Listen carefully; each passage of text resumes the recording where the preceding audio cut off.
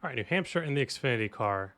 Settings 14:1 steering ratio. Do whatever you want. I don't care what steering ratio you're using. Offset +5 seems right to me, and then brake bias. I'm rocking 62.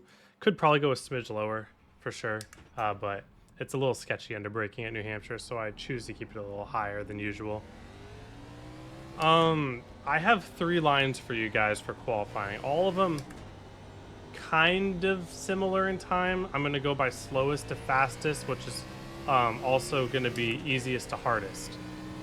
I'm going to do the first 2 back to back here, and then the third one I'm going to have to show you a replay because I cannot hit it again for the life of me, but it is my all-time best lap, so I know that it's good.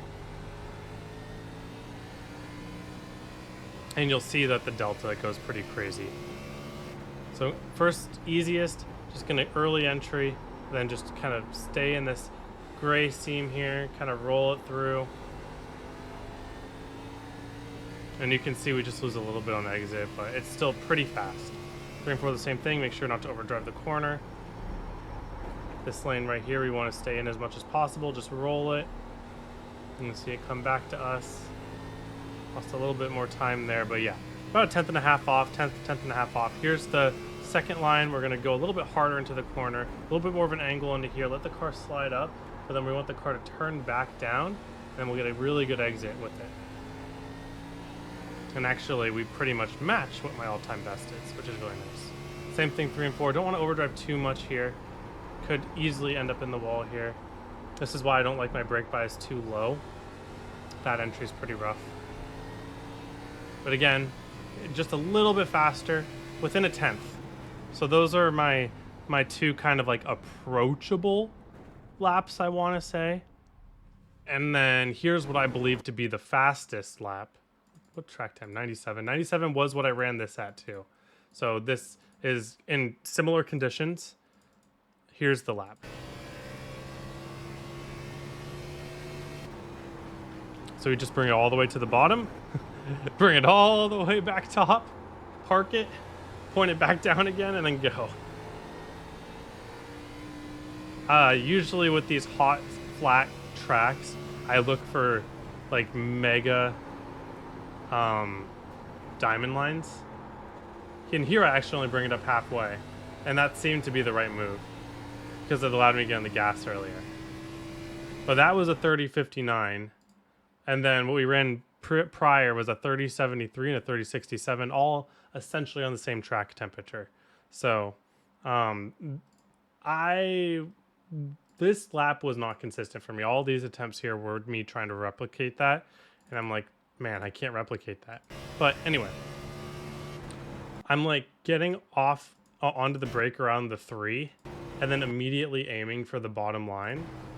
And then I'm just kind of touch and go in it and then letting the car slide up, but staying on a brake drag the whole time, trying to just keep as much turn as I can without letting the right rear slide. And I just let it come up to the wall, and then I try to use the gas to rotate off the wall, almost like you would at Darlington, and just commit to that to get a good exit. So essentially what you're getting here is just like 0.3 of a second on entry, something crazy. Then you lose almost all of it with right here. But if you do it correctly, you'll have a better run off the corner because your slowness in the center of the corner actually gives you a chance to angle your car off the corner better, so I can commit to the throttle more than I can on my other laps. And the reason that I let the car go all the way up there is because I have a whole straightaway to use that momentum. Here I only have half a straightaway to use that momentum, so I'm only going to go halfway up the track because I'm compromising like better mid-corner speed, a slightly worse exit speed, but the slightly worse exit speed doesn't matter because I'm only driving to here, right? So that's why I'm doing it that way. But again, just like straight line to the bottom, hard brake, down to a trail as we come up. Once the car feels like it's ready to pivot down, we use the throttle to rotate the car back down the track, and then just commit to as hard as you can off the corner. The first lap is, I won't even go over because I think that the second lap is like approachable enough, and I think it's just faster. So I'm going to be aiming for my left sides to be somewhere like in the bottom half of the top dark groove there. So I get like a third of the way from the bottom of the top dark groove. And now again, we're going for a diamond line. So I'm riding my brake until my car starts to pivot, adding some wheel into it, but only adding the amount of wheel that I can add without disengaging the right rear. So once that the car starts to bite up here, I reinforce the bite with the throttle to get the car pointed back down a little bit earlier, but then also just earlier throttle point equals more speed. And if you do that, look at what happens to my wheel. Early throttle point, unload the wheel immediately. If you're still tight and you still have to have maximum steering as you get back to the throttle, you're probably going to get super duper duper loose off the corner.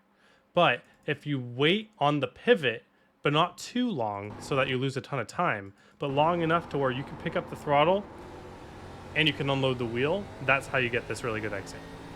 And that's about on par with the dive bomb corner.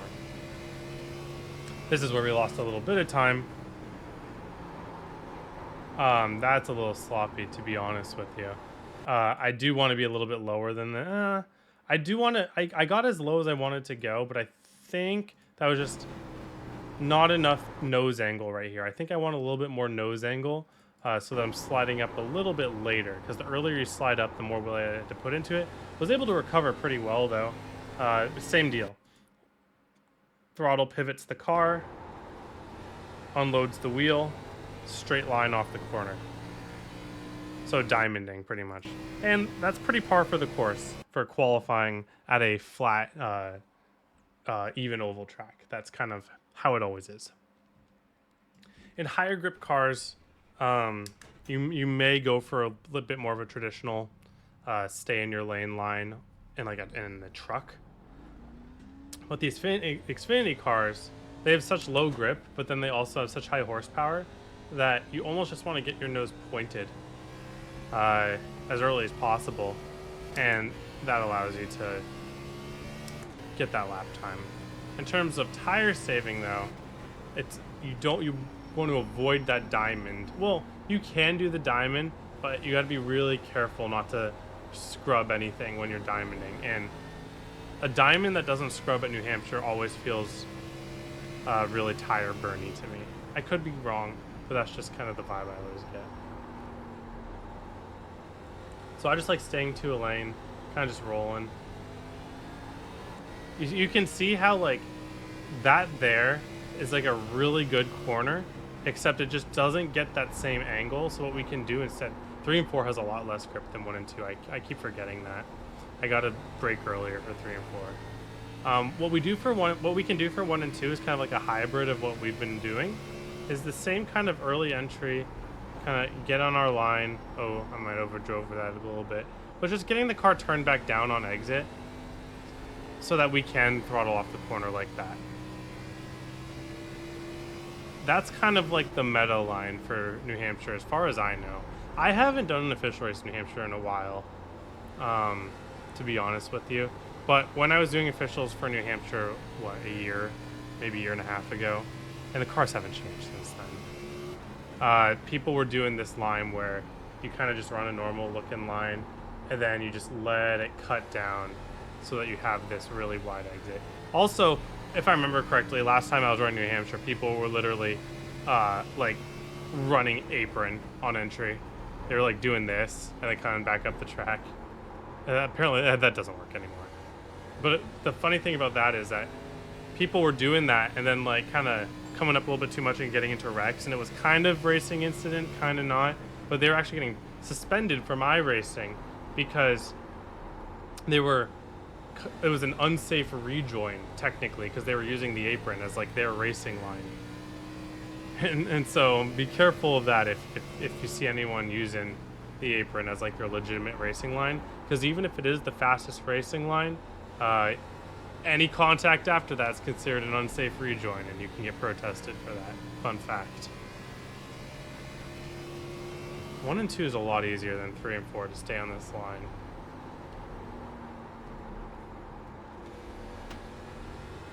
Yeah, this is like the best tire saving line, and it's like not even slow. 3 and 4, I have not figured out yet. 3 and 4, do something, please. Yeah, there's just no grip there. You might have to diamond. Or enter higher. I'll do one more lap, try and enter higher. Because that lane that I was on just does not have that grip on entry. Because the reason you're like, oh, turn the wheel more. If you turn the wheel more, then you start scrubbing your tires. And then I feel like my rear is going to kind of leave too. Oh, I forgot to turn down there. Oh well. Let me try a slightly higher lane here. No, it's the same deal here. So I think you just need to really underdrive entry of turn 3. We'll do one more lap here. Turn 1 is pretty easy to get on your line. Early entry, just making sure you don't overdrive. Staying right on your line here. Waiting for the car, point it back down.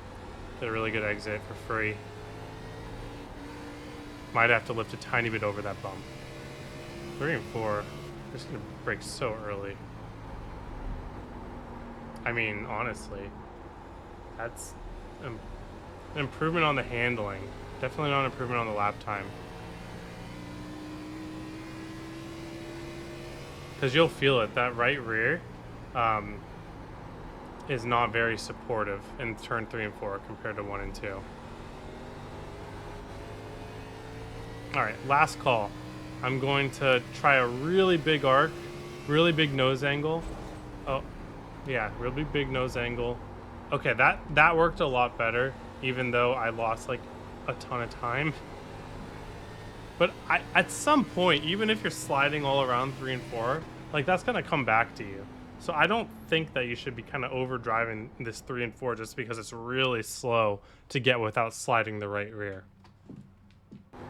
Now in a late race situation, in a restart, something like that, sure, of course. But I'm trying to keep my tire wear even if we're going on a long run. Now, what are the odds of that? Who knows? But that's besides the point. All right, thank you all for watching. Hope you have a wonderful day. Hope to see you all on the track.